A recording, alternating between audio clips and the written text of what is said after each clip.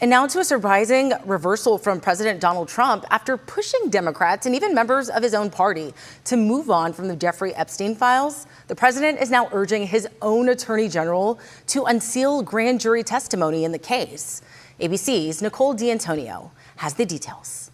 President Trump calling for his attorney general to release more details in the Epstein case. Trump posted on Truth Social saying, quote, "Based on the ridiculous amount of publicity given to Jeffrey Epstein, I've asked Attorney General Pam Bondi to produce any and all pertinent grand jury testimony subject to court approval." Bondi quickly responding, saying, quote, "President Trump, we're ready to move the court tomorrow to unseal the grand jury transcripts." He's been very clear that he wants all credible information, credible evidence to be turned over to the people so that the people can decide. The announcement, which came hours after Trump said there would be no special counsel for the case, appeared to be in response to growing calls for transparency. For the second time this week, House Republicans voted down a Democratic procedural move to force the release of the Epstein files, even as they advance their own resolution that calls for the release of the documents. But the resolution is non-binding. Critics, like Republican Thomas Massie of Kentucky, slamming the move, saying, "Congress thinks you're stupid. The Rules Committee passed a non-binding Epstein resolution,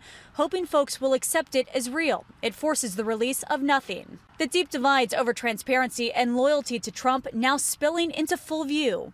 On Capitol Hill, the debate over releasing the files turned hostile as Democratic and Republican lawmakers clashed over claims that releasing additional information could be harmful to the victims. We know where you are, Mr. You're the party of child victims. That's why you opened the border. Meanwhile, Elon Musk, one of Trump's most vocal critics lately, flooded social media with claims of a cover-up, retweeting and replying to dozens of posts about the case on Thursday. Back to the release of the grand jury testimony. The White House is expected to file the motion today, but the decision is ultimately up to the judge. Legal experts say the chances of the material being released in full are extremely slim. Nicole D'Antonio, ABC News, Washington.